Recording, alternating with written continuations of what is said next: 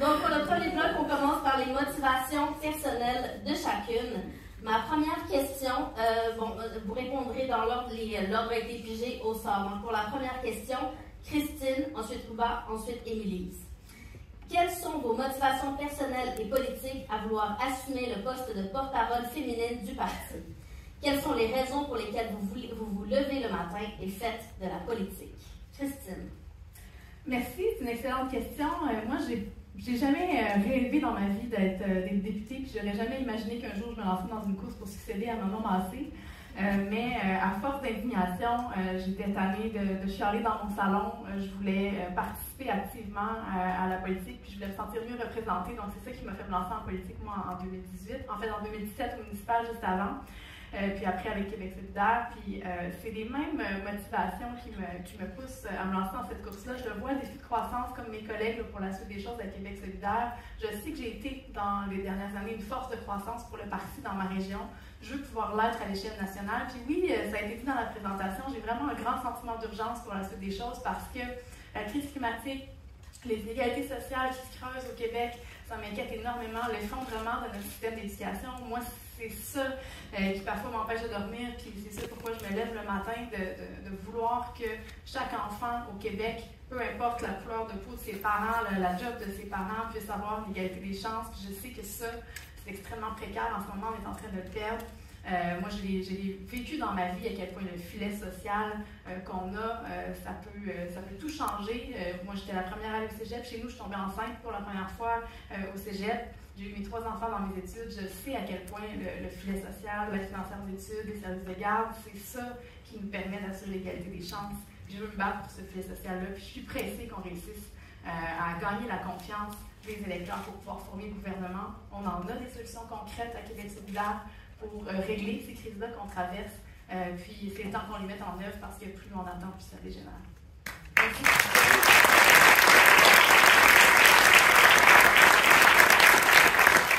Bonne question. Oui, moi, si je suis en politique aujourd'hui, honnêtement, c'est parce que je me sens privilégiée. Je viens d'une famille immigrante qui est venue au Québec. Certains des membres de ma famille ont vécu la guerre. Et tout ce que j'ai reçu du Québec, c'est extraordinaire, puis j'en suis très, très consciente. Puis de la même façon que j'ai reçu du Québec, j'ai envie d'y redonner. Puis ma façon de le faire, moi, c'est de le faire en politique, d'être une députée solidaire, d'être à Québec solidaire, comme vous l'avez dit depuis le début dans la présentation. Je suis membre fondatrice, je suis là depuis le début, j'ai ce parti-là tatoué sur le cœur pour donner aux Québécois toutes les chances que moi j'ai pu avoir. Pour moi, la bonne voie, c'est Québec solidaire, puis c'est comme ça qu'on va pouvoir faire en sorte qu'il y a d'autres personnes qui aient ce privilège-là, comme moi je l'ai eu. Vous savez, moi, aujourd'hui, dans moins de 5 ans, dans 4 ans, maintenant, il faut que je le laisse, je vais avoir 50 ans. Je sais, ça paraît pas. Mais il faut quand même le reconnaître. Et j'ai la maturité où je suis rendue aujourd'hui. J'ai l'expérience, une expérience de vie, une expérience de travail, une expérience de militante, comme beaucoup d'entre vous ici, dans Québec solidaire. Puis je me sens prête pour continuer à contribuer à Québec solidaire d'une autre façon. Je l'ai fait comme militante depuis le début, depuis la fondation. Je l'ai fait comme députée depuis 2018, puis j'ai envie de continuer à le faire comme porte-parole pour mener notre projet de société, le rendre réel, puis de changer la vie des gens de façon concrète. Puis, tu sais, la façon de le faire, c'est sûr qu'on a toutes, vous allez toutes nous entendre, puis on a toutes des belles propositions, puis ça va être un choix difficile et peut-être déchirant à faire. C'est pour ça que moi, j'ai déposé une plateforme pour dire comment est-ce qu'on va grandir. Donc, j'ai une vision et des alignements très clairs, stratégiques. Cette course-là, c'est des questions stratégiques. Oui, j'ai 8 secondes. Stratégiques, puis on va pouvoir en discuter plus tard. Merci.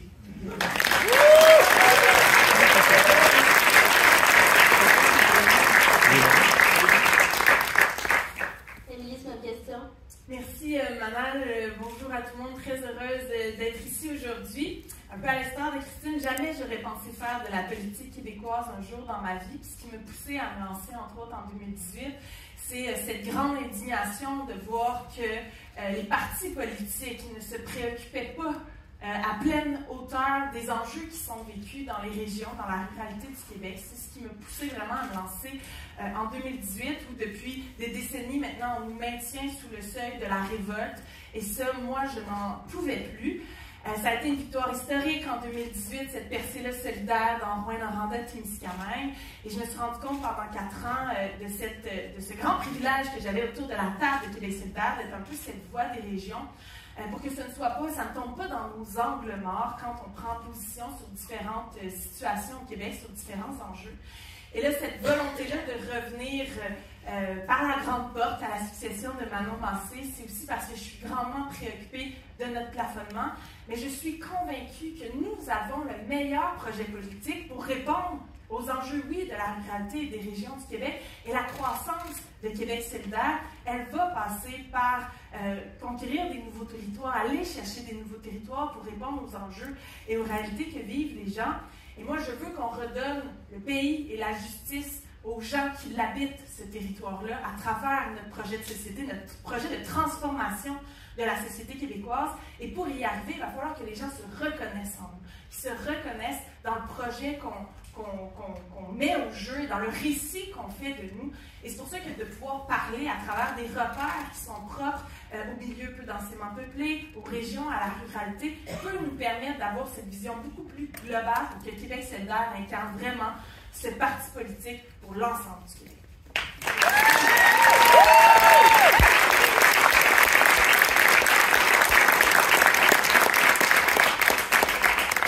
Là, vous êtes efficaces, mesdames.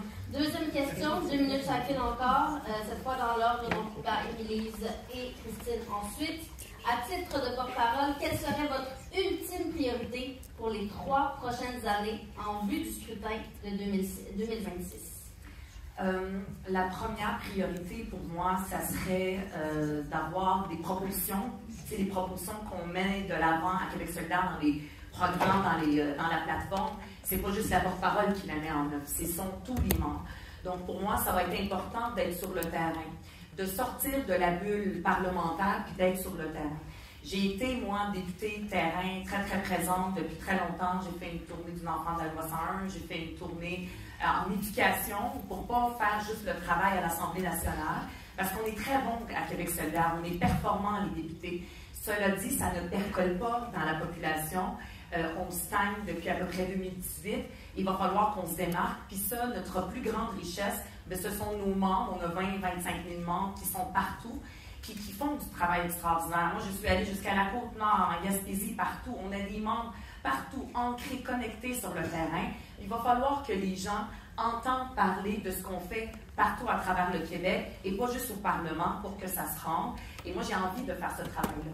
De la même façon que j'ai prouvé que j'ai été capable, en ayant quoi, on a 4-5 dossiers quand on est à Québec solidaire député parce qu'on est 12, donc on suit 4 ministres. J'ai été capable de le faire, puis moi j'aime ça, ça donne du sens à mon travail en politique, de ne pas rester dans cette bulle-là, d'être connecté sur le terrain. Fait que ça, j'ai envie de le faire comme porte-parole. Je sais qu'il y a une tournée du caucus qui va terminer. Moi, j'ai envie de le faire tout le temps. Puis ça, c'est important j'ai cette capacité-là, puis j'ai cette envie-là qu'on entende parler de Québec solidaire, même dans les endroits où on pense qu'on ne gagnerait pas. De ne pas dire « on ne gagne pas », de travailler pour l'avenir. J'ai envie de donner cette impulsion-là, d'être sur le terrain. C'est notre force, le Parti des herbes et de la rue. Je veux l'incarner plus que jamais.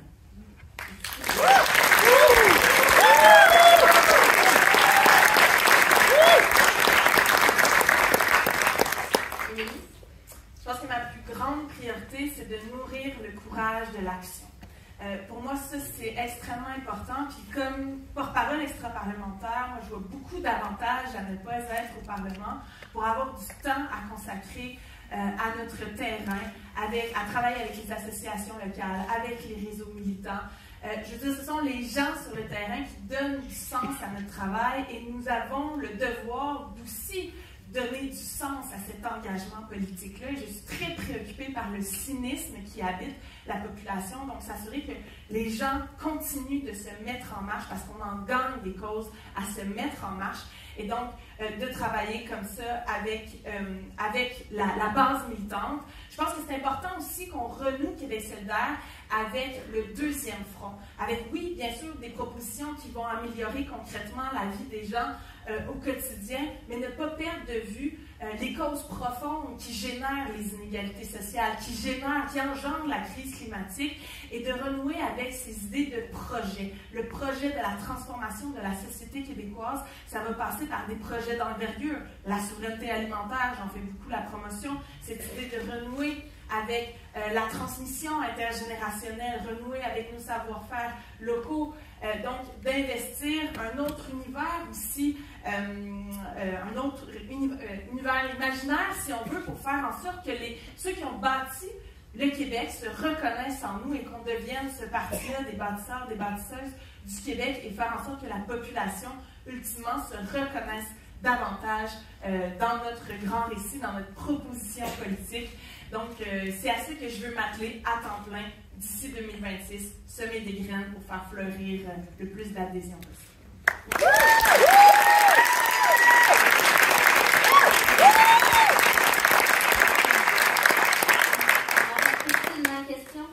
Merci. Moi, je viens d'un monde où les gens pensent que les politiciens ne travaillent pas pour eux autres. C'est beaucoup de monde qui pense comme ça au Québec. Puis moi, ce que je voudrais qu'on réussisse à faire d'ici 2026, c'est prouver à ces gens-là que nous, on en fait de la politique pour eux autres. C'est des gens qui ne sont pas politisés, qui ont besoin qu'on s'adresse à eux d'une autre manière. Je veux qu'on réussisse d'ici 2026 à clarifier notre message, à le rendre accessible. Je trouve que ce qu'on a fait dans les dernières années pour rendre accessible notre message, par exemple en traduisant notre plateforme dans plusieurs langues autochtones, c'était des très belles initiatives, mais il y a la moitié de la population qui est analphabète fonctionnelle, puis on n'a pas fait l'effort de traduire jusqu'à maintenant notre projet de société pour eux autres. Moi, c'est ça que je veux qu'on réussisse à faire. Il y a des gens qui vivent des problèmes dans la vie auxquels on a des réponses structurantes, bien meilleures que les chèques de 500$. Puis les gens, ils n'ont pas compris notre message jusqu'à maintenant. Je veux qu'on fasse cet exercice-là ensemble pour leur montrer concrètement qu'est-ce qu'il y a dans notre programme qui peut changer leur vie.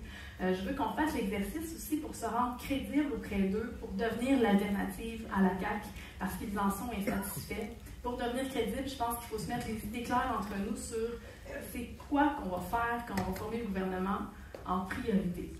Ça va être quoi qu'on veut livrer dans un premier mandat pour les citoyens et les citoyennes du Québec. Je veux qu'on fasse cet exercice-là ensemble, de clarifier notre première étape de par où on va commencer. Je pense que c'est ça qui va démontrer aux gens que là, on est prêt à gouverner. Ça va nous aider à nous débarrasser de l'image de pelleteux de nuages qu'on a et qui empêche beaucoup de gens de mettre leur vote à côté du candidat ou de la candidate de Québec solidaire, même s'ils aiment plusieurs de nos idées. Ils ne croient pas qu'on est capable de livrer ça. Ils ne nous font pas encore confiance. C'est cette confiance-là que moi, je me donne la mission d'aller chercher pour les prochaines années.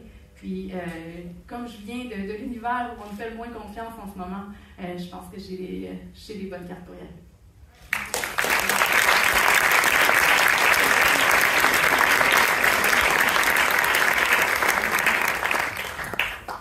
Ça concluait le premier bloc, donc on est déjà au deuxième bloc, qui est Avenir de Québec solidaire.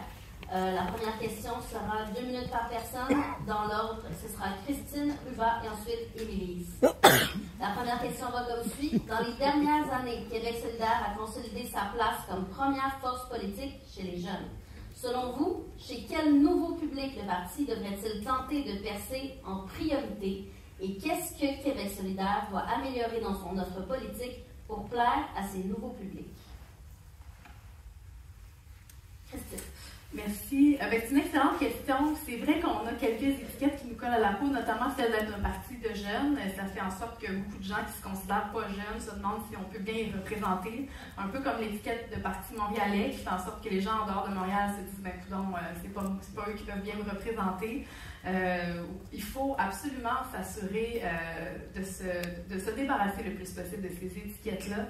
Je pense que c'est important que les gens sentent que nous aussi, on peut bien les représenter. Moi, quand je regarde le portrait de nos membres, on vient de faire toutes les 3 le tour du Québec. Il y a des gens de tous les âges dans ce parti-là. Il y a des militants partout à travers le Québec. C'est des étiquettes qui sont même pas vraies. On ne gagne rien à les conserver. Donc oui, il faut s'ouvrir à l'extérieur. Puis je vous dirais, moi, ce que je trouve essentiel pour la suite des choses, c'est pas nécessairement de juste cibler un type de territoire comme les banlieues ou les régions plus éloignées ou des tranches d'âge, mais vraiment de s'adresser aux cyniques et aux gens qui font plus confiance en la politique. C'est ça que j'essayais de dire un petit peu tout à l'heure. Ces gens-là, il y en a un petit peu partout à travers le territoire du Québec. Il y en a dans toutes les générations. Les gens qui sont tannés de juste voir de la chicane en politique et qui ont le goût de rêver à la suite des choses, qui ont le goût qu'on les règle pour de vrai leurs problèmes, qui veulent avoir des solutions concrètes. Je pense que ça devrait être ça, notre public cible, les gens qui sont à la recherche de vraies bonnes solutions à leurs problèmes. Parce que le fait est que c'est nous qui les avons, ces solutions-là. Puis on le sait, on les connaît, on s'évertue à les mettre de l'avant. Mais là, il faut s'assurer d'avoir le bon discours pour proposer ces solutions-là aux gens. C'est ça que je voudrais qu'on réussisse à faire, de se débarrasser des étiquettes qui empêchent les gens un peu partout sur les territoires de toutes les générations de se reconnaître en eux. Merci.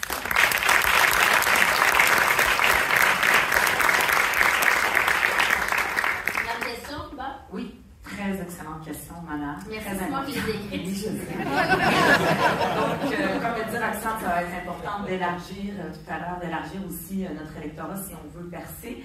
Puis moi, je trouve que c'est important d'être précis et réfléchir à cette question-là. J'y ai beaucoup réfléchi, puis je suis arrivée avec des intuitions. 3 publics cibles, les banlieues. Deuxièmement, les gens de ma génération, les 34-55 ans, c'est souvent des travailleurs, travailleuses dans les banlieues, et les gens issus de l'immigration. Pourquoi les banlieues? Moi, c'est vrai, je suis une fille de banlieue, c'est-à-dire pas maintenant, mais j'ai beaucoup vécu, travaillé en banlieue, ma famille habite là, puis on a des membres qui sont là.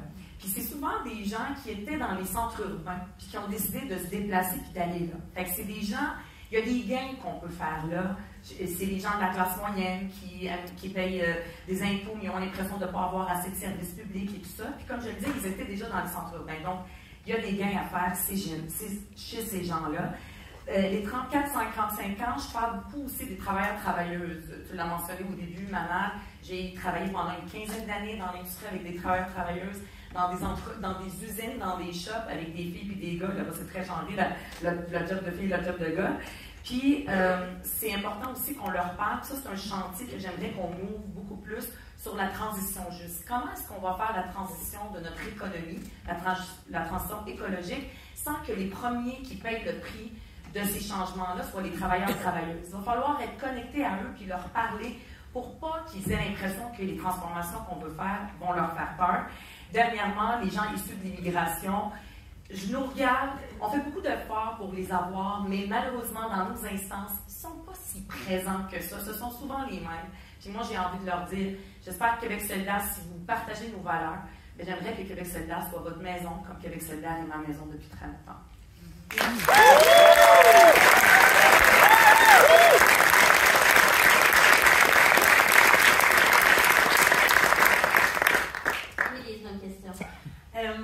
En 2018, je me souviens de cette immense tache orange qui est apparue tout à l'ouest du Québec, qui nous a tellement rendus fiers de voir Québec solidaire comme ça percer dans les régions du Québec. Je pense que si on veut asseoir notre crédibilité comme parti politique qui aspire à gouverner le Québec, il va falloir reproduire ça en 2026, d'aller chercher des comtés dans la ruralité, oui, dans les régions plus éloignées, pas juste, mais ça doit faire partie des gains que nous devrons absolument faire si on veut asseoir notre crédibilité comme parti politique. Et moi, j'ai aussi envie de m'adresser bon, j'aime bien la génération des baby boomers, mais pourquoi? Parce que nous sommes porteurs d'un héritage, je pense, qui est important, mais d'un héritage qui est très progressiste et qui est partout sur les territoires. Puis oui, les gens qui ont fondé nos grandes institutions comme le Cégep, le Réseau Q, qui nous ont dotés de l'assurance maladie, Hydro-Québec, mais dans l'arrière-pays du Québec aussi, il y a des régions qui sont très neuves. Il y a des rangs qui ont été ouverts, des villages qui ont été fondés à coup de solidarité et d'esprit de communauté. Et ça existe encore.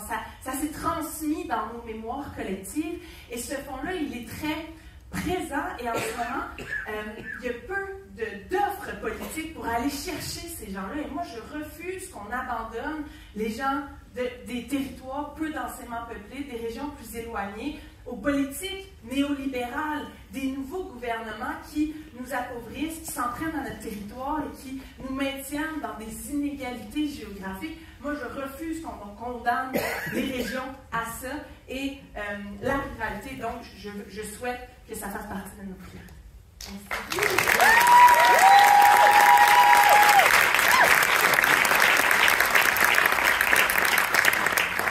On passe donc à la deuxième question sur l'avenir de Québec solidaire. 2 minutes par personne encore. Dans l'ordre ruban, Christine, ensuite Émilise. Et après que vous ayez chacune fait vos 2 minutes, il y a 7 minutes de discussion ouverte. La question va comme suit. Selon vous, qu'est-ce qui doit changer à Québec solidaire? Comme ça, Comme ça.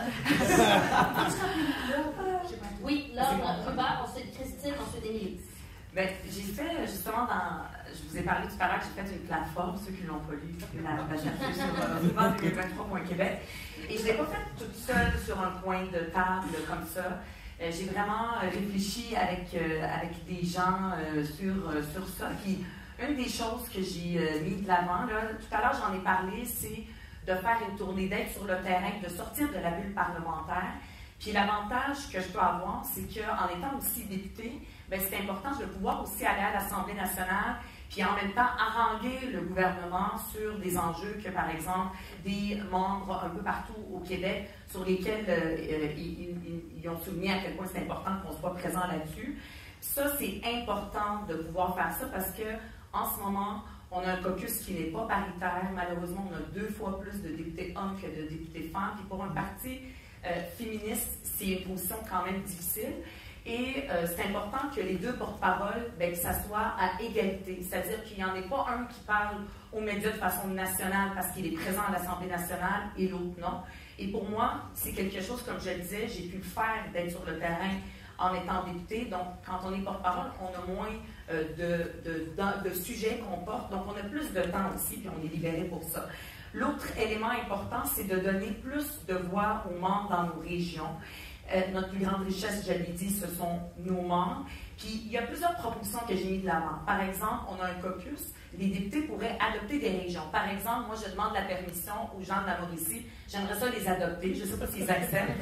Par exemple, c'est-à-dire d'être responsable avec eux, puis que le lien devienne beaucoup plus facile, d'avoir des quotas de membres issus de régions plus éloignées sur notre comité de coordination nationale, dans différents comités, un peu comme on le fait pour la diversité et aussi la parité. Plus de soutien aussi aux membres qui sont dans des régions plus éloignées avec des ressources un peu plus petites. Voilà, j'en ai fait plein d'autres, je ne peux pas toutes les nommer.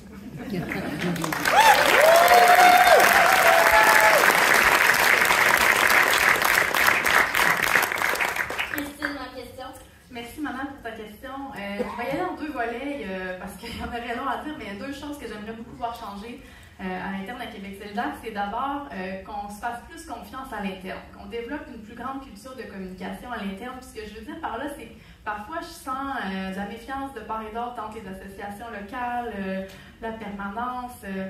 C'est parfois tendu, puis je trouve qu'on y perd dans cette dynamique-là. On devrait faire circuler plus l'information pour s'assurer d'utiliser notre intelligence collective.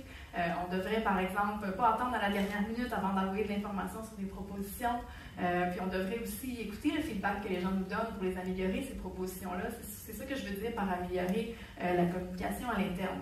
Puis l'autre chose que j'aimerais qu'on fasse, c'est, en parlant d'intelligence collective, c'est vraiment de s'assurer qu'on connaît mieux nos membres, qu'on sait c'est qui nos membres, puis qu'on utilise pleinement leur expertise, leur bagage, leur parcours de vie, qu'on s'équipe comme il faut là, pour bien connaître nos membres, puis savoir qui on peut interpeller quand on a besoin de travailler sur un enjeu.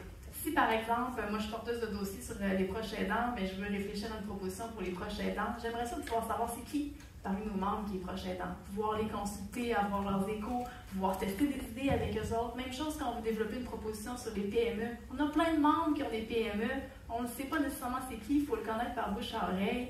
Je trouve qu'on y gagnerait beaucoup en crédibilité sur tous les sujets si on s'équipait d'informations plus larges là, sur c'est qui nos membres, qu'est-ce qu'ils font dans la vie, comment ils voudraient contribuer avec leur bagage à ce qu'on fait comme travail politique. Puis ça nous permettrait vraiment d'aller chercher beaucoup plus de crédibilité sur tous les sujets, en particulier ceux pour lesquels les gens trouvent parfois qu'on est plus faible. On les a, les connaissances à l'interne, pour éviter des erreurs dans l'espace public, comme celles qu'on a vécues dans la dernière campagne électorale. Merci.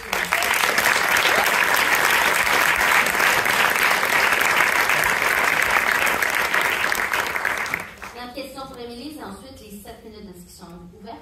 Oui, c'est à toi. Merci. Il y a déjà plusieurs chantiers qui sont mis de l'avant avec la réforme des statuts.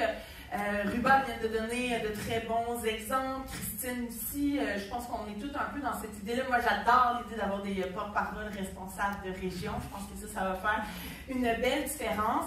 Sur la question de la concertation, moi, j'y crois aussi beaucoup. Je suis une grande partisane de la décentralisation dans la vie. Je pense que c'est très riche quand tout part du terrain. Et il faut garder cette pratique-là aussi à l'intérieur de notre parti. C'est un défi quand on est en croissance de garder cette culture-là décentralisée, bien vivante, et qui passe aussi par la concertation. Québec solidaire est extrêmement riche d'avoir 20-25 000 membres répartis sur l'ensemble du territoire. On est une force politique qui est décentralisée et nous avons tout à gagner à bénéficier de cette richesse-là, de cette expertise-là et de ramener ça pour rendre chacune de nos interventions les plus enracinées, les plus pertinentes possibles. Mais cette concertation-là, ça prend du temps. C'est pour ça que, comme porte-parole extra-parlementaire, moi, c'est ce que je souhaite beaucoup cultiver, cette concertation-là entre, oui, les parlementaires, mais nos associations locales, nos commissions thématiques, la commission politique, les réseaux militants, pour s'assurer que chaque geste qu'on va poser, on va en tirer le maximum possible, que quand il y a quelque chose qui se passe à l'Assemblée, nos gens sur le terrain soient au courant, et vice-versa. Quand il y a un enjeu important dans un territoire, que ça puisse être ramené à l'Assemblée nationale. Et à l'Assemblée, on peut aussi s'en servir comme d'un outil pour mieux enraciner Québec solidaire dans différentes régions, pour faire exister Québec solidaire entre deux élections, à travers les médias locaux, mais aussi auprès des acteurs du milieu. Donc, il y a vraiment tout un travail de concertation à consolider. Merci.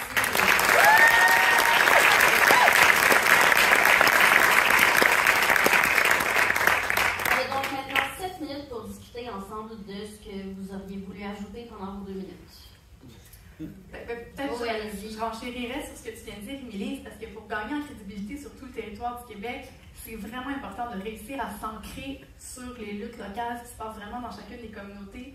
On peut bien donner des exemples de Trois-Rivières ou de la Gaspésie qui concernent la crise du logement ou l'inflation et les factures d'épicerie, mais on a aussi besoin de s'ancrer dans ce qui se passe précisément dans un milieu précis. Puis c'est ça, quand je dis qu'il faut se faire confiance, c'est quand nos militants dans un endroit font remonter l'information pour dire hey, « là, ça, il faudrait se prononcer là-dessus, là, cet enjeu-là, il est important chez nous ».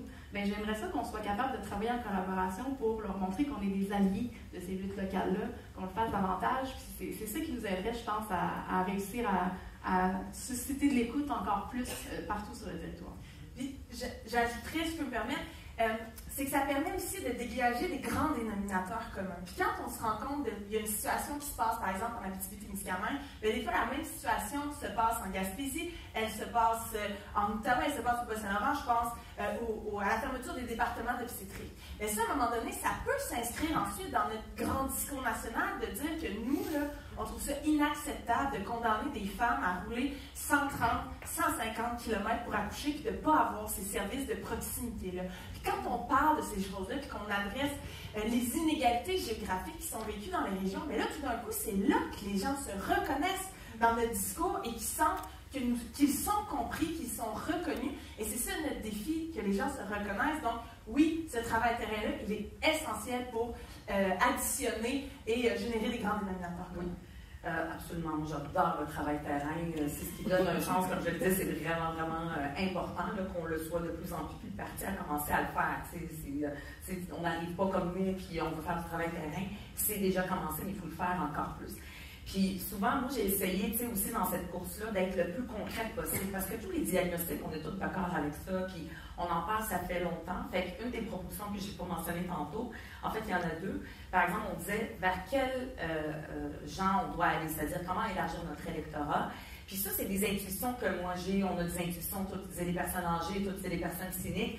Mais c'est important de démocratiser cette discussion-là, puis que ça ne soit pas uniquement la direction qui décide. C'est pour ça que j'ai proposé, d'ici 2026, je n'ai pas précisé la forme et tout ça, parce que c'est un travail d'équipe, d'avoir un grand rendez-vous de la conjoncture et de la stratégie. Vers où on s'en va? Est-ce qu'on s'en va vers les gens de ma génération? Est-ce qu'on s'en va plus? Il y a des données qui existent. Moi, quand j'ai parlé des banlieues, c'est une intuition que j'ai eue. Il y a des membres, parce que je les connais, puis il y a des gens qui m'ont dit, on a analysé des détails. Ce matin, j'étais à l'âge de remercier, puis il y a quelqu'un qui m'a dit, moi, je suis en retraité, j'aime ça regarder. Et écoute, j'ai regardé où est-ce que vous aviez pu, où il y avait quelque chose d'intéressant, puis il me disait, tu as eu une bonne intuition. Puis c'est vrai, jamais Québec solidaire parle des banlieues. Fait que ça, il ne faut pas que ça soit juste nous autres, les porte-paroles. Il faut que tous les membres puissent y participer. Puis c'est pour ça que moi, si j'ai votre confiance, bien, j'aimerais ça qu'on puisse mettre ça en place. Puis aussi de renouer avec les campagnes politiques. On en a fait quelques-unes. Souvent, elles montent d'en haut vers le bas. Moi, j'ai proposé une campagne sur les inégalités. Après ça, les inégalités dans notre société, on en a partout tout le temps. Donc, est-ce que c'est inégalité territoriale, inégalité de genre, inégalité pour les personnes de la diversité, inégalité territoriale, ça je l'ai dit, etc. Il y en a plein. Puis c'est à vous, les membres, après ça, de dire comment nous, on peut parler d'inégalité, de quelle inégalité. Fait que j'essaie d'être concrète, puis j'aimerais ça vous entendre sur des propositions concrètes. Et ça me regarde, il va falloir que tu l'interrompes. Je sais. Mais je pense que c'est important aussi de remettre le rêve au cœur du discours de Québec solidaire. Puis moi, je me suis rendu compte qu'il y a bien des gens que c'est pas rationnel quand ils vont voter. Ils vont beaucoup voter sur l'émotion. Je me dis, en 2022, je peux pas croire que la CAQ va rentrer aussi fort. Ça va tellement mal dans le réseau de l'éducation, dans le réseau de la santé. Je peux pas croire qu'ils vont rentrer aussi fort. Et c'est ça qui s'est passé. Fait que quand le vote, il est pas rationnel, il est très affectif. Donc, il va falloir renouer aussi avec des campagnes qui vont aller solliciter cette fibre-là, au niveau de l'affectivité, parler, bon, souveraineté alimentaire, j'en ai parlé récemment, mais ça touche le monde, cette idée de bien manger, de nourrir nos plus vulnérables avec les meilleurs aliments qui soient. Quand on pense à notre territoire agricole, il y a quelque chose, ça suscite une émotion positive en nous. Quand on parle aussi de lutter contre les changements climatiques, mais de parler de ce qu'on va gagner à faire ça,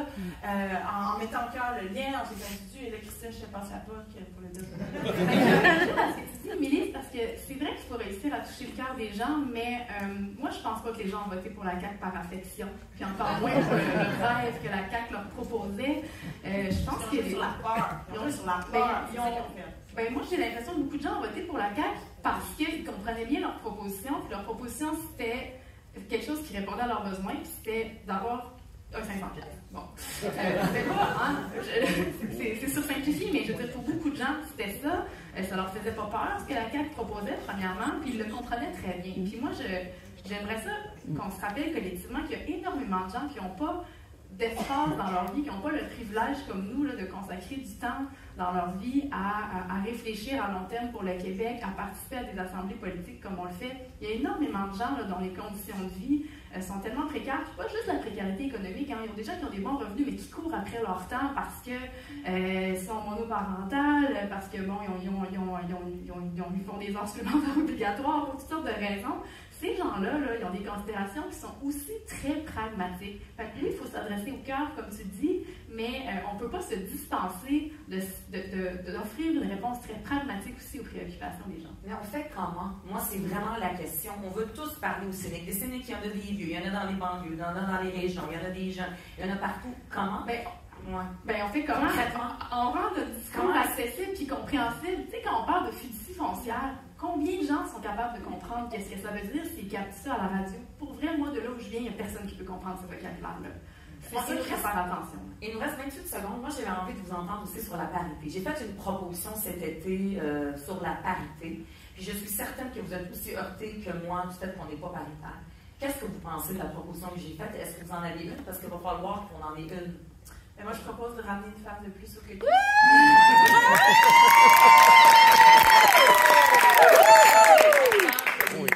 Les deux aient la même portée nationale. Moi, je suis inquiète. Toi, c'est pas inquiète? Ben, bien sûr que je suis inquiète. Puis, je veux dire, là. Merci, mesdames.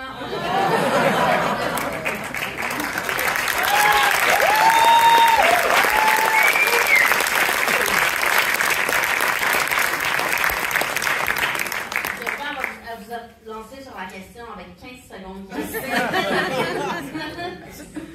Ça conclut donc le bloc 2 de questions. On arrive au bloc 3, l'avenir du Québec, rien de moins. Je vais d'abord vous poser une question concernant votre vision sur des enjeux qui sont importants pour l'avenir du Québec. Pour chacun, une personne aura 2 minutes pour répondre, suivi de 5 minutes de discussion à 3.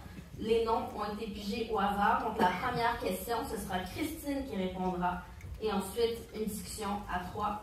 Christine, j'aimerais donc connaître ta vision sur l'environnement et la lutte au changement climatique. Je pense que c'est un sujet sur lequel on crée beaucoup de sentiments de répulsion. Hein? Les gens sont conscients qu'il faut lutter contre les changements climatiques, mais se sentent jugés par notre discours, ont l'impression qu'on va altérer leur qualité de vie, alors qu'entre nous, on le sait que c'est tout le contraire. C'est particulièrement vrai en dehors des grands centres urbains parce qu'on a eu l'habitude, dans les dernières années, de beaucoup axer notre discours de lutte au changement climatique en parlant des transports. Puis on ne se le cachera pas, là, en dehors des grands centres urbains, c'est pas partout où c'est assez dense pour avoir du transport en commun. Les gens le savent très bien. Et puis, il faut avoir une manière d'inclure ces gens-là d'une manière constructive dans la lutte au changement climatique, parce qu'autrement, ce qu'on leur envoie, c'est un projet dans lequel ils ne peuvent pas vraiment contribuer, puis même, on les pointe quasiment du doigt comme étant des gens qui participent pas. Puis là-dessus, j'aime beaucoup tout ce que tu mets d'avant, Émilie, par rapport à la souveraineté alimentaire, parce que c'est la manière, pour moi, de faire participer les gens des régions à la lutte au changement climatique d'une manière très positive, de leur donner un beau rôle dans cette lutte-là. Ça a un impact, évidemment, sur les émissions de GES, parce que ça vient réduire les transports. Ça a aussi un impact sur la santé des gens. Les retombées sont extrêmement positives. C'est quelque chose qui fait déjà partie de notre projet, mais qu'on a beaucoup moins mis de l'avant que les transports. Et on gagnerait à le mettre autant de l'avant, je pense, que les transports en matière de lutte au changement climatique, parce que c'est pas juste les gens des villes qui peuvent contribuer à réduire les émissions de GES. Partout sur les territoires, il y a d'autres façons d'y arriver, puis ça viendrait donner un rôle positif à chacun dans cette lutte-là. Les gens n'ont pas le goût de se faire dire qu'ils sont le problème, finalement, vis-à-vis de ce problème-là, parce qu'eux aussi sont inquiets, même s'ils en ont une autour d'envie et qu'ils s'en servent tous les jours. Ils ont le goût qu'on leur propose une manière de participer à régler ce problème-là.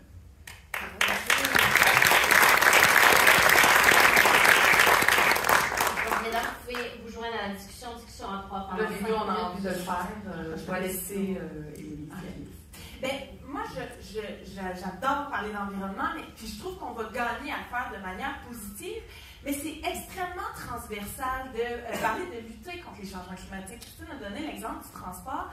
Moi, je pense qu'on va gagner à parler de ce que ça va amener la transition écologique d'un point de vue social.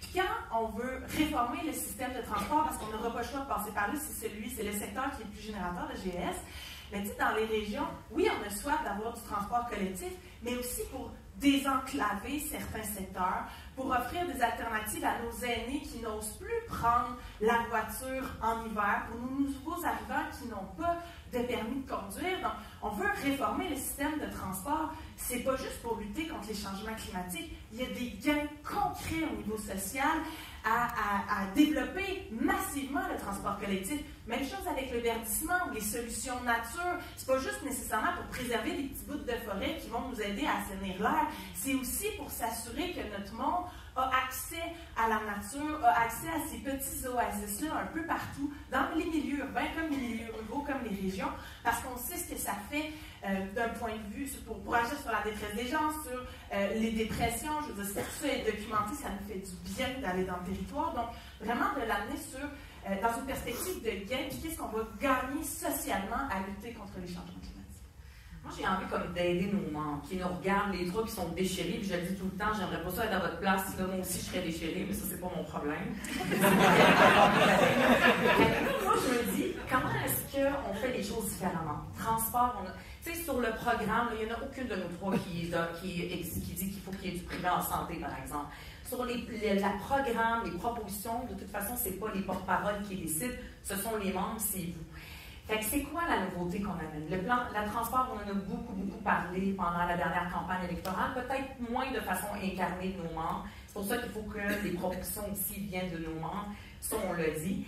Mais une nouveauté que j'ai fait l'effort de l'amener, puis c'est vraiment en parlant avec des membres que j'ai mis, c'est-à-dire de parler de transition juste. Si on dit à n'importe qui c'est pas transition juste, rares sont les personnes qui disent nous on le sait. Quand on a présenté notre plan climat à la dernière campagne électorale, on en parlait, mais j'aimerais ça savoir si vous êtes d'accord avec moi, puis comment est-ce qu'on peut le faire, d'en faire un chantier important. On est le Parti des travailleurs et des travailleuses. Normalement, tous les travailleurs, travailleuses du secteur public, par exemple, du Front commun, travailleurs, travailleuses dans toutes les industries, partout, les gens à petits salaires, les syndiqués, les pas syndiqués, devraient nous voir comme une alternative. On est le parti de gauche au Québec et devraient voter pour nous. Fait que moi, une des intuitions que j'ai eues à cause de mon travail pendant une quinzaine d'années dans des entreprises, des usines, ces gens-là ne votent pas pour nous, puis ils ne nous voient pas comme l'alternative. Il va falloir créer un dialogue ouvert et constructif avec eux. Si moi, je m'en vais dans n'importe quelle région, puis je dis, je vais faire une assemblée, je suis députée de Québec solidaire, il y a les profs de cégep, les profs d'université, puis je les aime beaucoup, puis les gens du milieu communautaire qui vont venir. Les autres, ces travailleurs de job, ils ne viendront pas, ils seront intimidés. Il va falloir qu'on aille là. J'ai été récemment voir des travailleurs allemands qui étaient en grève chez Produits Forestiers Résolus. Ils capotaient, c'était la première fois que l'élu venait les voir. Ça va être important peut-être de parler avec eux et de voir comment est-ce qu'on parle de la transition écologique de notre économie pour qu'ils ne soient pas les premiers perdants et qu'on soit concret pour qu'ils les visualisent. Tu le donnes bien, tu sais, cette transition-là, elle va être aussi économique. Donc, comment est-ce qu'on transforme notre économie d'un point de vue pour lutter contre les changements climatiques? Et bien sûr que ça va se faire avec les travailleurs. Il va falloir développer des infrastructures de deuxième transformation dans les régions pour que toute la chaîne de valeur ajoutée de la transformation de nos richesses naturelles se fasse au bénéfice des travailleurs. Les voir, parce que c'est ce qu'on dit depuis toujours, quand mais je ils dis nous entendent tout à l'heure qu'il faut avoir un discours qui est compréhensible pour les gens qui en parlent. Moi, je suis tout à fait d'accord avec toi, Ruba, qu'il faut mettre davantage de l'avant la transition juste.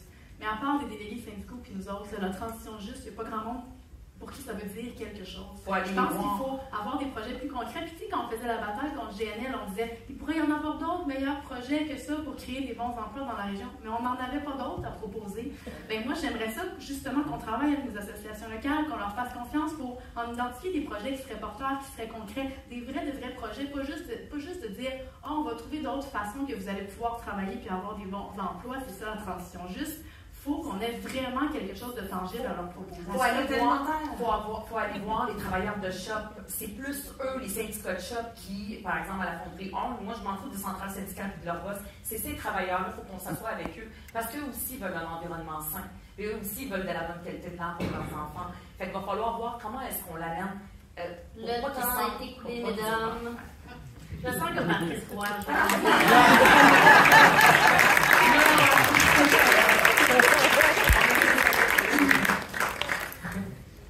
Donc, la première question est faite. La deuxième question, c'est Ruba qui répond. Donc, la troisième, ce sera évidemment Élise. Donc, Ruba, tu as 2 minutes pour répondre à la question. Ensuite, 5 minutes de discussion à 3. Ça va comme suit.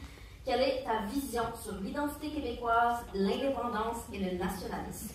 Merci. Écoutez, moi, j'ai été extrêmement claire dès le lancement de ma campagne, c'est-à-dire en mai dernier, après que Manon ait annoncé qu'elle ne se représentait pas. J'ai mis de l'avant le fait qu'il faut que notre projet à Québec solidaire de faire le pays d'indépendance soit plus entendu dans la population. On est indépendantiste depuis la fondation. J'étais là, je pense que c'était en 2009, qu'on a dit comment est-ce que nous allions accéder à l'indépendance pour sortir des stratégies perdantes qui ont eu lieu avant, et c'était avec l'Assemblée constituante. Puis, moi, si je veux qu'on le mette de l'avant et qu'on en parle à notre façon, c'est pour 2 raisons. Pour des raisons pragmatiques et une raison aussi stratégique. Pragmatique, ça veut dire que si on est honnête, pour mener à bien notre projet de société, pour le réaliser si on lit notre programme, on a besoin de tous nos leviers pour pouvoir le faire. On ne peut pas le faire dans le Québec-province. Stratégique, ça c'est très important. C'est pas juste parce que j'aime l'indépendance que j'y crois, c'est important, mais c'est parce que je doute fortement qu'on puisse sortir et élargir notre électorat vers les plus vieux et aussi vers les gens qui habitent dans les régions plus éloignées, pour qui c'est quelque chose d'important.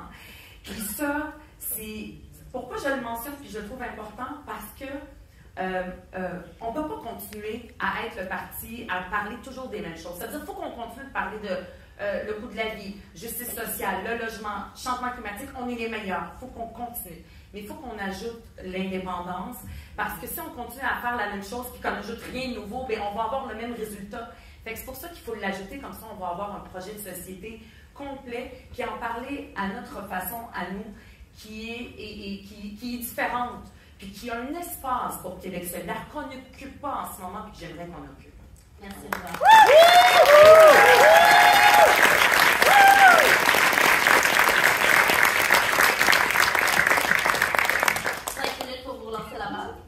tout le monde moi, je pense qu'il faut remettre de l'avant, comme vous l'avez dit, le discours indépendantiste à la sauce solidaire. Il faut absolument faire ça. Et plus nous serons nombreux à le faire, plus on va aller chercher de l'adhésion sur le terrain. Moi, j'ai hâte que Québec solidaire parle beaucoup plus d'indépendance, autre que par la voix de Zanetti qui l'incarne de façon formidable.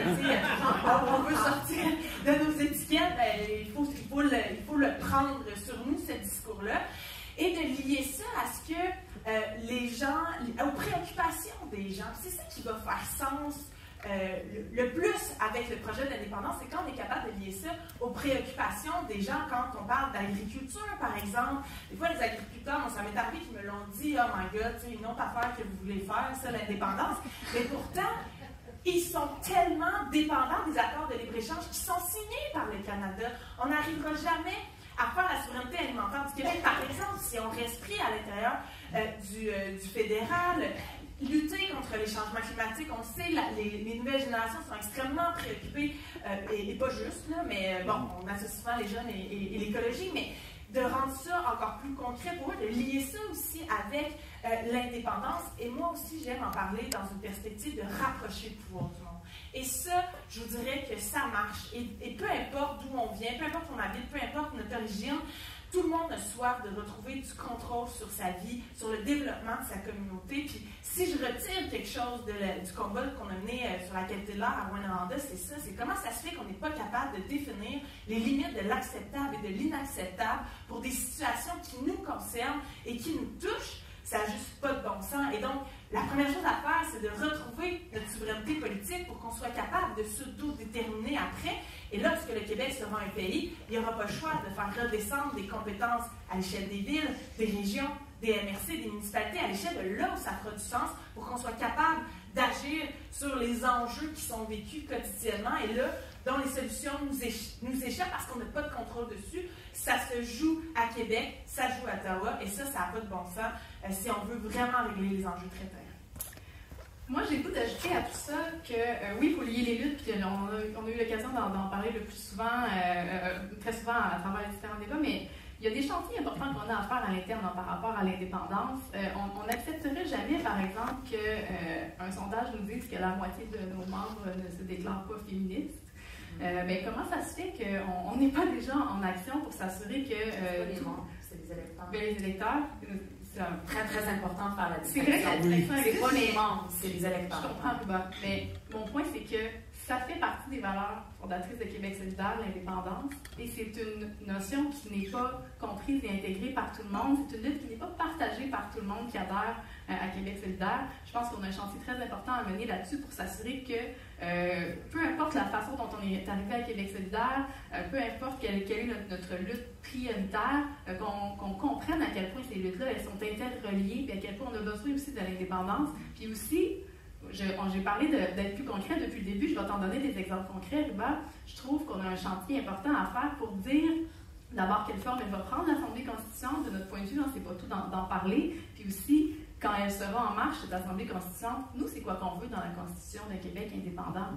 En ce moment, on a un bel échappatoire là, de parler de l'Assemblée constituante, mais ça ne devrait pas nous dispenser de la faire notre propre réflexion sur qu'est-ce que nous, on veut dans un Québec souverain. On va vouloir y contribuer à cette réflexion-là quand on va être dans le processus de constitution. Puis jusqu'à maintenant, je trouve qu'on n'a pas consacré l'énergie nécessaire à clarifier ce que ça veut dire quoi. Moi, j'ai une question pour clarifier. Il faut qu'on en parle. Tu sais, dans le débat sur l'indépendance, tu avais dit, Christine, que les gens, ça ne les intéressait pas en 2022 d'en parler. Donc, je trouve que ce n'est pas une erreur de ne pas en avoir parlé, même pas une seule fois qu'en 2018, on en avait parlé. Si toi, tu deviens porte-parole, est-ce qu'en 2026, est-ce que tu vas en parler et qu'il va y avoir une sortie sur l'indépendance? Bien, ce dont on parle en campagne électorale, c'est nos membres qui le décident dans la plateforme quand on la détermine. Puis assurément que je vais en parler comme porte-parole. Bien sûr, puis je vous le dis depuis le début de cette campagne-là que je veux qu'on en parle davantage. Mais je pense honnêtement, tu sais, quand on dit charité bien ordonnée commence par soi-même, on peut-tu commencer par se regarder et s'assurer que tout le monde qui adhère au projet de Québec solidaire, qu'il soit membre ou qu'il soit sympathisant, comprenne pourquoi ça fait partie de notre projet de société. Donc, est-ce que c'est une bonne chose d'en parler il y a un an? Est-ce que c'est une bonne chose ou c'était une bonne chose de en parler parce que les gens ne voulaient pas en parler? Écoute, c'est pas juste dans une campagne électorale qu'il faut parler d'indépendance, c'est à la longue. On est d'accord.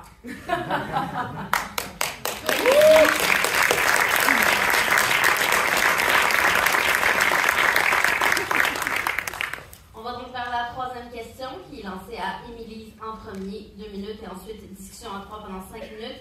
Émilie, j'aimerais connaître ta vision du coût de la vie et des injustices économiques. Oui, c'est une question qui est très préoccupante. Moi, j'aimerais ça qu'on ne perde tout, même si c'est très concret, très au jour le jour. Moi, je souhaite qu'on ne perde pas de vue les causes profondes qui les génèrent, ces injustices économiques-là, cette hausse du coût de la vie. Et donc, de ne pas perdre ça de vue.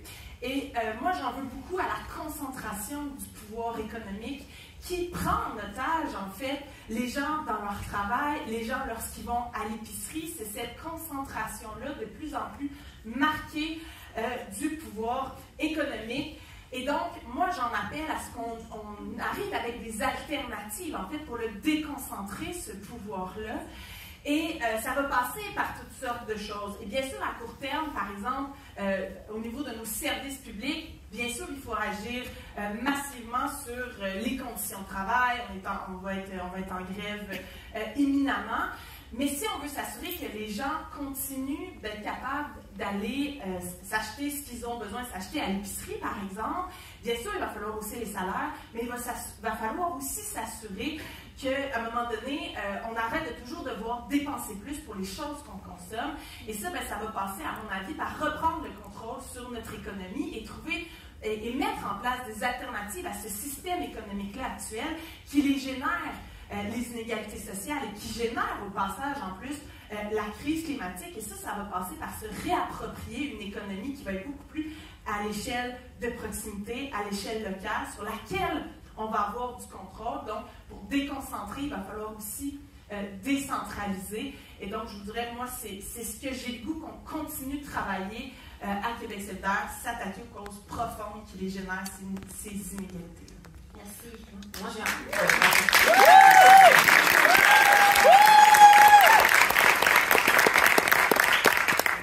toutes les questions du coût de la vie, des inégalités économiques, c'est notre force, c'est important d'en parler. Puis moi, j'ai envie qu'on en parle encore plus en l'alliant aux luttes féministes. En ce moment, il y a le Front commun.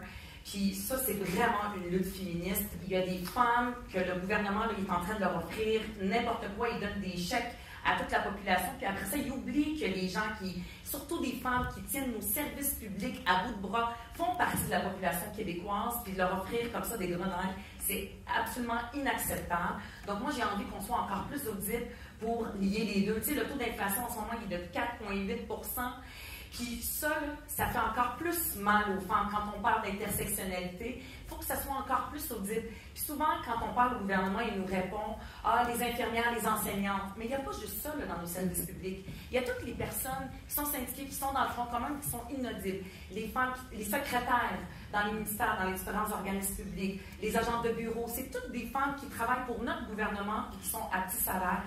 J'aimerais ça qu'on entende plus qu'on parle plus d'elles et qu'on fasse entendre encore plus leur voix. Pour rajouter une couche sur ce que tu dis, Riba, parce que tu as raison, la lutte du Front commun, c'est une lutte féministe, notamment parce que c'est principalement des femmes qui travaillent dans les services publics, mais aussi parce que la dégradation de nos services publics, ça a un impact pire encore sur les femmes. Ce sont elles qui utilisent le plus le système de santé parce qu'elles ont des enfants, parce qu'elles vivent plus longtemps. Ce sont elles qui ont le plus besoin d'avoir accès à l'éducation pour améliorer leurs conditions de vie au niveau économique. Fait que de voir l'affaissement de nos services publics comme ça en ce moment, c'est évident que ça précarise davantage les femmes. Puis si on réussit à soutenir suffisamment comme parti politique le Front commun et les aider à faire des gains dans cette négociation-là, c'est pas juste les travailleuses du secteur public qui vont y gagner, c'est toute la société, c'est notamment toutes les femmes, parce que nos services publics en ce moment sont dans un état qui précarise énormément de gens, pas juste les travailleurs qui sont dedans.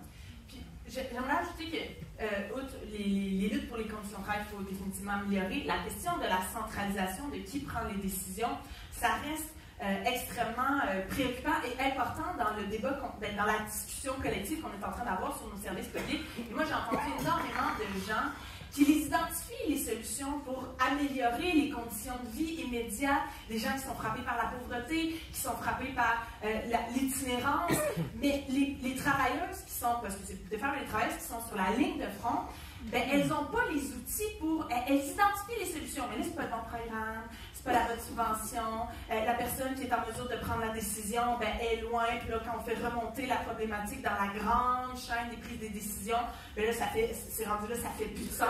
Donc, décentralisons pour que nos gens qui sont sur la ligne de front soient capables de prendre les décisions pour améliorer le sort du monde. Et moi, je suis convaincue que ça, c'est pas ça qui va nous coûter le plus cher, mais ramenons de l'autonomie sur le plancher des vaches pour qu'on soit capable de régler les problèmes au fur et à mesure qu'on les identifie. Je suis tellement d'accord avec toi, Émilie. Puis justement, ça fait partie des choses sur lesquelles je pense qu'on devrait travailler ensemble au parti pour avoir un discours plus concret. Parce que d'être contre la centralisation, on fait ça tout le temps. On dénonce la centralisation en éducation, le projet de loi qui est étudié avec Bernard Drinville, on la dénonce en santé avec le projet de loi 15.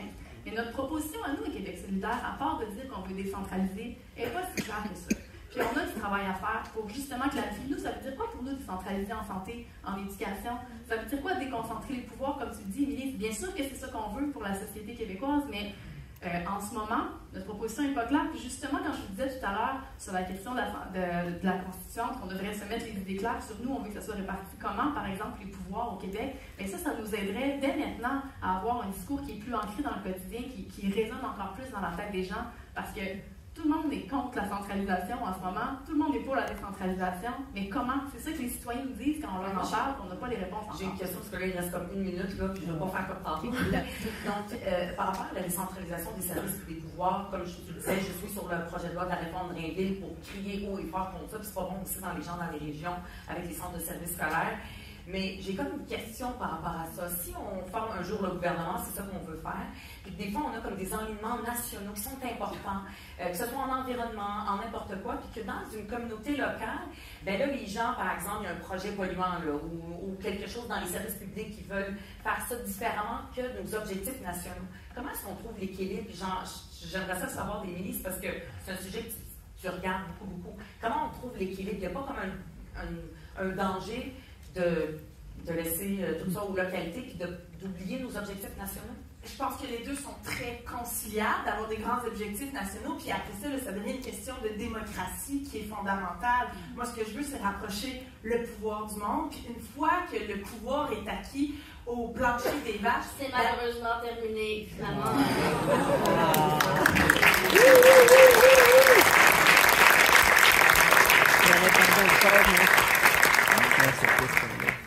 Bravo, mesdames. On passe à la dernière question du bloc 3 qui est sur l'avenir du Québec. Pour cette question, vous aurez 30 secondes chacune. Seigneur.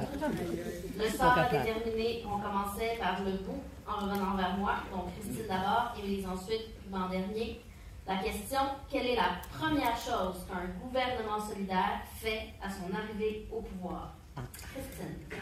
S'attaquer à la crise du logement, parce que c'est tellement transversal, ça a tellement d'impact sur les conditions de vie des gens, sur leur capacité à s'alimenter, sur leur capacité à se maintenir en santé, sur ce qu'ils sont capables d'offrir à leurs enfants. Il faut commencer par là. Puis la deuxième chose, quasiment en même temps, rebâtir notre système d'éducation pour s'assurer que c'est vraiment un outil d'égalité des chances. Moi, c'est les deux chantiers que je voudrais qu'on amorce en premier. En ce moment, c'est ça qui génère beaucoup de problèmes au Québec. Merci.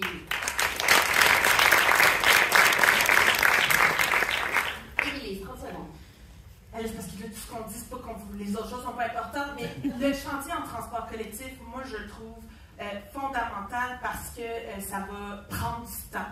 Donc, chantier en transport collectif, chantier en verdissement pour contribuer à aussi améliorer les milieux de vie de nos gens, sauver nos services publics en investissant massivement dans nos conditions de travail pour qu'on arrête d'avoir tout le drainage vers le privé. On met en place l'Assemblée Constitution et on dépose un projet de loi pour la réforme du Code de sûreté. Merci. Oui.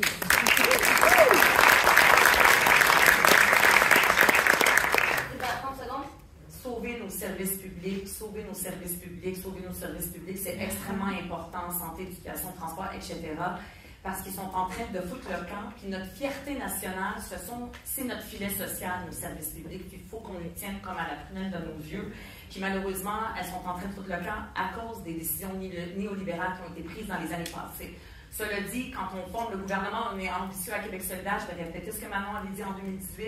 Le premier projet de loi, c'est une assemblée constituante parce que c'est un chantier qui prend du temps, mais ça ne nous empêche pas de sauver nos services publics, c'est la priorité.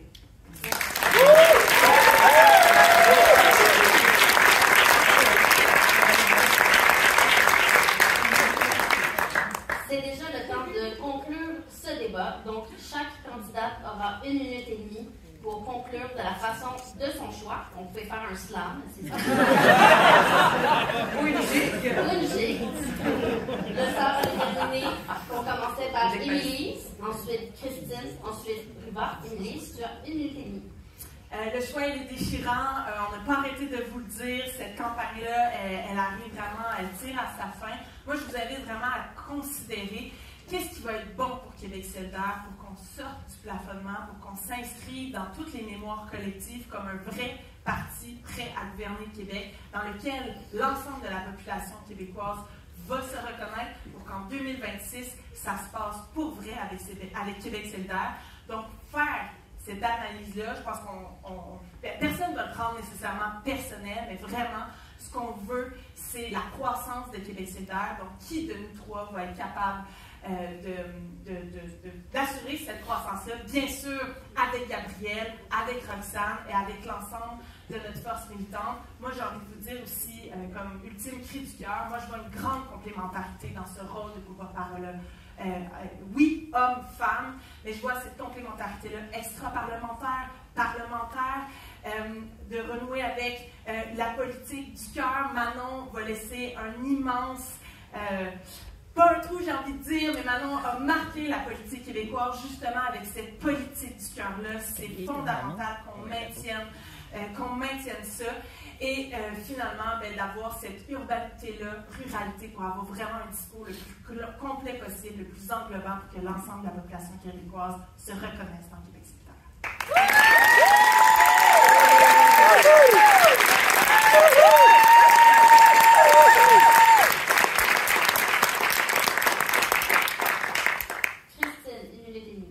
Merci, Manal. Il y a deux choses que j'aimerais vous amener à réfléchir pour la suite des choses, parce qu'effectivement, l'objectif ultime, c'est de faire croître Québec solidaire. On se propose toutes les trois pour y arriver. Moi, j'aimerais vous soumettre comme un symbole important à envoyer, de sortir de Montréal pour la première fois en ayant une de nos deux co-porte-paroles qui ne serait pas de Montréal. C'est important parce qu'on aura beau tout faire pour être bon en dehors de Montréal. Pour que les gens nous écoutent, il faut qu'on commence par décoller l'étiquette de parti montréalais.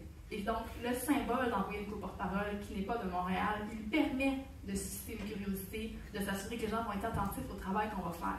Ça ne réglera pas tout, mais c'est essentiel. Puis après, il faut s'assurer de vraiment réussir à être bon sur le terrain. Puis on a discuté tout à l'heure de comment on peut faire pour y arriver, mais le symbole, il ouvre les oreilles des gens. On a besoin de l'envoyer.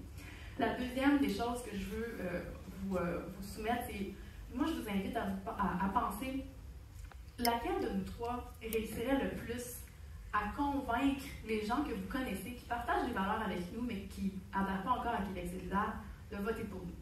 Votre belle-mère, votre soeur, votre collègue de travail, votre grand-père, ces gens-là, laquelle de nous trois risque le plus d'aller gagner leur confiance, d'avoir la crédibilité auprès d'eux, qu'on est prêt à former le prochain gouvernement. Moi, c'est ça que je vous invite à réfléchir pour la suite des choses, parce que toutes les trois, on partage les valeurs du Québec solidaire, il n'y a aucun doute là-dessus.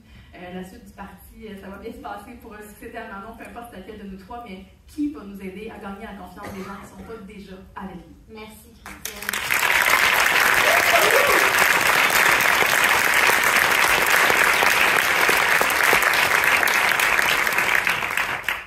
Moi, je suis extrêmement fière d'être la députée de Mercier. C'est le comté historique de Amir Kadir, de Québec solidaire. Amir Kadir, c'est à partir de là qu'on est allé partout. On est allé même jusqu'à Rouen, Noranda-Témiscamingue. Puis moi, c'est important, je veux être une porte-parole nationale pour que Québec solidaire ait une portée nationale, qu'on parle aux gens des régions, qu'on parle aux gens des banlieues, de la ruralité et des centres urbains. Ça, c'est extrêmement important. J'ai envie de conclure sur une note plus personnelle. Il n'y a rien qui me destinait à devenir députée ou encore moins à faire de la politique. Je viens d'une famille immigrante. Mes parents n'aimaient pas la politique parce que pour eux, c'était le conflit, c'était la guerre.